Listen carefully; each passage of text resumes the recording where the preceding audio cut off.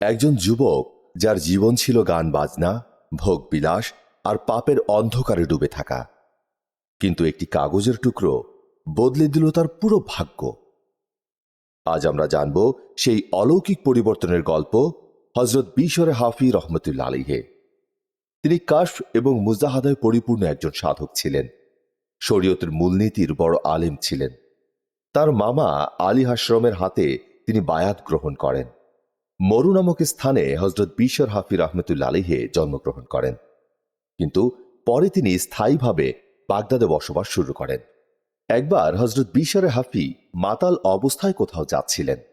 পথে একটি কাগজের টুকরো পরিত্যক্ত অবস্থায় দেখতে পেলেন। সে কাগজ হাতে নিয়ে দেখলেন সেখানে বিসমিল্লাহির রহমানির রহিম লেখা আছে।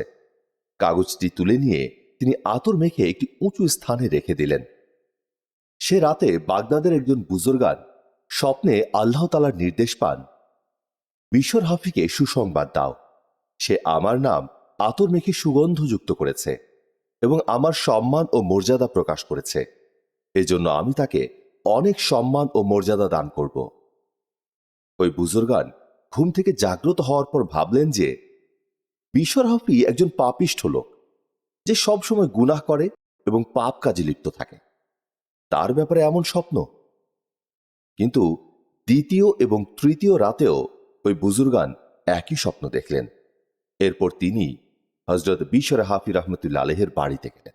সেখানে গিয়ে দেখলেন বিশর হাফি বাড়িতে নেই, তিনি মদের আসরে আছেন। এরপর তিনি সেখানেই চলে গেলেন। সেখানে গিয়ে দেখতে পেলেন বিশর হাফি মদ পান করে নেশাগ্রস্ত অবস্থায় আছেন। তিনি লোকজনকে বললেন, আমি একটি গুরুত্বপূর্ণ বার্তা নিয়ে বিশর হাফির নিকট এসেছি। লোকজন বিশর হাফিকে গিয়ে বললেন, এক ব্যক্তি এসেছে একটি গুরুত্বপূর্ণ বার্তা নিয়ে। একথা শুনে মদের আসর থেকে বেরিয়ে সেই বুজুর্গানের সাথে তিনি সাক্ষাৎ করলেন। লোকটি তখন তার স্বপ্নের কথা বিশর হাফির কাছে ব্যাখ্যা করলেন। এই স্বপ্নের কথা শুনে বিশর হাফি মদপানের আসর থেকে তওবা করে পুরো জীবনের জন্য বের হয়ে গেলেন। এরপর আল্লাহ সুবহানাহু ওয়া তাআলা তাকে অনেক মর্যাদার আসন দান করলেন। আল্লাহ তাআলার জিকির বিশর হাফির অন্তরকে পরিবর্তন করে দিল। তিনি হাঁটার সময় পায়ে জুতা ব্যবহার করতেন না। তিনি বলতেন, আল্লাহ তাআলা জমিনকে বিছানা বানিয়েছেন, আর রাজ দরবারে যেমনি ভাবে জুতা পরিধান করা ভদ্রতার পরিপন্থী, শিষ্টাচার পরিপন্থী, তেমনি ভাবে আল্লাহর বিছানার উপর জুতো পায়ে চলাচল করা অনুচিত। আউলিয়া কেরামের একটি দল এমন ছিলেন যে তারা কোনোদিন মাটির ঢিলা দ্বারা ইস্তেঞ্জা করতেন না এবং মাটিতে থুথু ফেলতেন না, কেননা সব জায়গায় তারা আল্লাহ সুবহানাহু ওয়া তাআলার নূর দেখতে পেতেন। হযরত ইমাম আহমদ ইবনে হাম্বল রহমতুল্লাহ আলাইহি অধিকাংশ সময় বিশর হাফির সান্নিধ্যে সময় কাটাতেন। তিনি তার খুব ভক্ত ছিলেন। তার ছাত্ররা যখন জিজ্ঞেস করলেন, আপনি একজন মুহাদ্দিস মুফতি হওয়া সত্ত্বেও এমন একজন উন্মাদ ব্যক্তির সান্নিধ্যে সময় কাটান কেন? উত্তরে হযরত ইমাম আহমদ ইবনে হাম্বল রহমতুল্লাহ আলাইহি বললেন, আমি ইলম এর গভীরতা অর্জন করতে পেরেছি, কিন্তু এই সাধারণ উন্মাদ ব্যক্তি আল্লাহ তাআলাকে আমার চেয়েও বেশি চিনে, বেশি জানে। এজন্য ইমাম আহমদ ইবনে হাম্বল রহমতুল্লাহ আলাইহি অধিকাংশ সময় বিশর হাফির নিকট গিয়ে আবেদন করতেন, আপনি আল্লাহ তাআলার কথাসমূহ আমাকে শোনান। একবার বনি ইসরায়েলদের মাঠে হযরত হেলাল এর সঙ্গে হযরত খিজির আলাইহিস সালামের সাক্ষাৎ হয়েছিল। তখন হযরত হেলাল বলেছিলেন, হযরত ইমাম শাফি রহমতুল্লাহ আলাইহির ব্যাপারে আপনার মতামত কি? উত্তরে হযরত খিজির আলাইহিস সালাম বললেন, তিনি তো একজন ফেরেশতার মতো নেককার মানুষ। আর যখন তাকে হযরত ইমাম আহমদ ইবনে হাম্বলের ব্যাপারে জিজ্ঞাসা করা হলো, তখন হযরত খিজির আলাইহিস সালাম বললেন, তিনি একজন সত্যবাদী ব্যক্তি, তিনি সত্যবাদীদের অন্তর্ভুক্ত। আর যখন হযরত বিশর হাফি রহমতুল্লাহ আলাইহির ব্যাপারে জিজ্ঞাসা করা হলো, তখন হযরত খিজির আলাইহিস সালাম বললেন, তিনি তার কালের একজন সেরা মানুষ, যার তুলনা তিনি নিজেই। বিশর হাফি রহমতুল্লাহ আলাইহি মুহাদ্দিস হওয়া সত্ত্বেও সমস্ত কিতাব মাটিতে দাফন করে দেন এবং তিনি কোনোদিন কোনো হাদিস বর্ণনা করেননি। তিনি বলতেন, আমি এই জন্য হাদিস বর্ণনা করি না, আমার মাঝে যেন প্রসিদ্ধির লোভ লালসা সৃষ্টি না হয়ে যায়। আমার মাঝে যদি এই ভয়টা না থাকতো তাহলে আমি অবশ্যই হাদিস বর্ণনা করতাম। বর্ণিত আছে যে হযরত বিশর হাফি 40 বছর পর্যন্ত ইচ্ছা থাকা সত্ত্বেও কখনো ছাগলের গোশত খাননি। তিনি সব সময় শাকসবজি খেতেন। সরকারি নদী থেকে কোনোদিন পানি পান করেননি। একবার যখন লোকজন তাকে জিজ্ঞেস করল, আপনি এ মর্যাদা কিভাবে অর্জন করেছেন? উত্তরে বিশর হাফি বললেন, আল্লাহ ব্যতীত আমি কারো নিকট কোনো কিছু চাইনি। আমার অবস্থা সম্পর্কে কাউকে কোনো কিছু জানাইনি। আমি মানুষের সামনে ওয়াজ নসিহত করা থেকে জিকির করাকে উত্তম মনে করি। বিশর হাফি বলতেন, আমি একবার হুজুরে পাক সাল্লাল্লাহু আলাইহি সাল্লামকে স্বপ্নে দেখলাম। হুজুরে পাক সাল্লাল্লাহু আলাইহি সাল্লাম আমাকে জিজ্ঞেস করলেন, হে বিশর, তুমি কি জানো তোমার যুগের বুজুর্গদের চেয়ে তোমার মর্যাদা কেন এত উঁচু করা হয়েছে? কেন মর্যাদাবান করা হয়েছে তোমাকে? আমি আরজ করলাম, আমি তো তা জানি না। উত্তরে নবী করিম সাল্লাল্লাহু আলাইহি সাল্লাম বললেন, তুমি সব সময়ই সুন্নতের অনুসরণ করো, অন্যান্য বুজুর্গদের সম্মান করো এবং মুসলমানদেরকে সঠিক পথ প্রদর্শন করো। আর আমার সাহাবে কেরাম ও আহলে বায়াতকে তুমি সব সময়ই ভালোবাসো।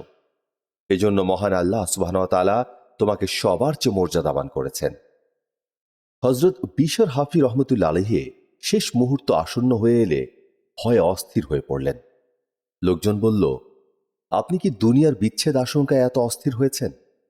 উত্তরে তিনি বললেন, না, আল্লাহর দরবারে হাজির হওয়ার ভীতি আমাকে অস্থির করেছে। মৃত্যুসজ্জায় বিশর হাফি রহমতুল্লাহ আলাইহির কাছে এক লোক অভাবের কথা জানালো। বিশর হাফি তার গায়ের জামাটি লোকটিকে দিলেন এবং অন্য একটি জামা নিজে পরলেন। কথিত আছে এই জামাটি পরা অবস্থায় তিনি ইন্তেকাল করেন। এরূপ শোনা যায় যে জীবিত অবস্থায় তাঁর প্রতি শ্রদ্ধার নিদর্শন স্বরূপ বাগদাদের রাজপথে কোনো পশু মলত্যাগ করত না, কারণ তিনি সর্বদা খালি পায়ে চলাফেরা করতেন। একদিন একটি চতুষ্পদ জন্তু রাস্তায় মলত্যাগ করল। তাকে ওই পশুর মালিক বলে উঠল, হায় হায়, সম্ভবত বিশর হাফি রহমতুল্লাহ আলাইহি দুনিয়ায় নেই। লোকটি খোঁজ নিয়ে জানতে পেল সত্যিই তিনি দুনিয়া থেকে বিদায় নিয়েছেন। বিশর হাফির ইন্তেকালের পর এক ব্যক্তি তাকে স্বপ্নে দেখে জিজ্ঞেস করলেন, হুজুর, মৃত্যুর পরে আল্লাহ আপনার সাথে কেমন আচরণ করলেন? বিশর হাফি জবাব দিলেন, আল্লাহ আমার সাথে রাগ করে বললেন, ওহে বিশর, বলো তো তুমি দুনিয়াতে আমাকে কেন এত ভয় করে চলতে?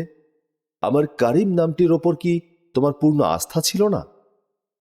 আরেক ব্যক্তি বিশর হাফিকে স্বপ্নে দেখে বললেন, হুজুর, আপনি মৃত্যুর পরে আল্লাহর কাছে কিরূপ ব্যবহার পেলেন? তিনি জবাব দিলেন, আল্লাহ আমাকে সম্পূর্ণরূপে ক্ষমা করে দিয়ে বলেছেন, বিশর, তুমি শুধু আমারই খুশির জন্য যেসব বস্তু পানাহার থেকে বিরত রয়েছিলে এখন তা সানন্দে পানাহার করো। অন্য আরেক ব্যক্তি হযরত বিশর হাফি রহমতুল্লাহ আলাইহিকে স্বপ্নযোগে দেখে আরজ করলেন, হযরত, দুনিয়া থেকে রুখসাত হওয়ার পরে আল্লাহ আপনার সাথে কি ব্যবহার করলেন?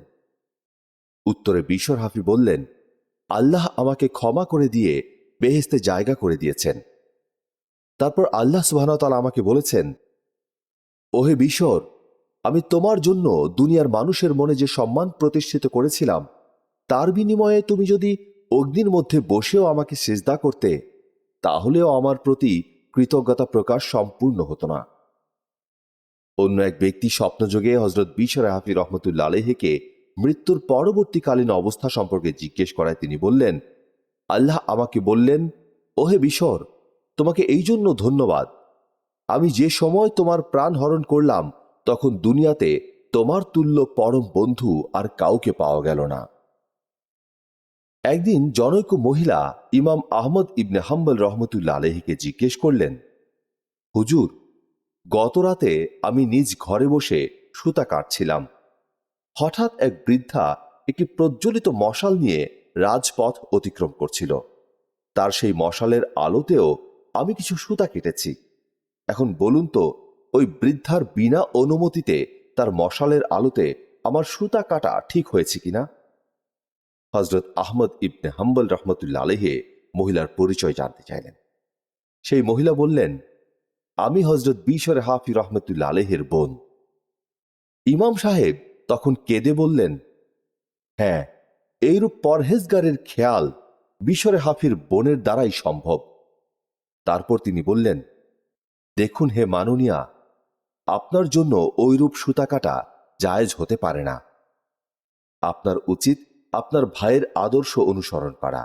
তার অবস্থা আশা করি জানেন। যদি কোনো খাদ্যবস্তু সন্দেহজনক হতো তাহলে আপনার ভাইয়ের হাত তাতে সায় দিত না, নিজ থেকেই সে হাত গুটিয়ে আসত। হজরত বিশর হাফি রহমতুল্লাহ আলাইহি 10ই মহরম 227 হিজরিতে বাগদাদে ইন্তেকাল করেন। তার জীবন একটি পাপী মানুষের মহান অলিতে রূপান্তরের অনন্য উদাহরণ, যা মানুষকে আল্লাহর রহমত থেকে নিরাশ না হওয়ার শিক্ষা দেয়। আজকের গল্প শুধু ইতিহাস নয়, এটি আমাদের প্রত্যেকের জন্য এক আশার আলো। হয়তো আমরা ভুলে ভরা, গুনাহে জড়ানো, কিন্তু একটি আন্তরিক তাওবা, একটি সত্যিকারের অনুতাপ আমাদের জীবনও বদলে দিতে পারে। মহান আল্লাহ সুবহানাহু ওয়া তাআলা আমাদের সকলকে হিদায়াত দান করুন। আমিন।